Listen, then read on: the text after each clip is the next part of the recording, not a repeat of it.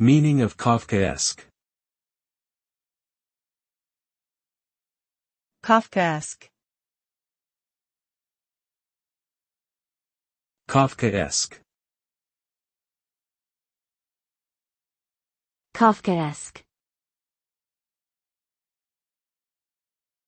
Kafkaesque. Kafkaesque is an adjective that describes a situation or experience that is surreal, nightmarish, and often marked by a sense of disorientation and confusion.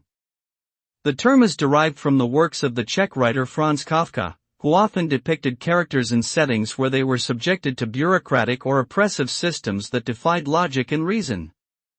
A Kafkaesque experience can be characterized by feelings of powerlessness, anxiety, and alienation, as well as a sense of the absurdity and futility of one's actions in the face of arbitrary or senseless rules or regulations.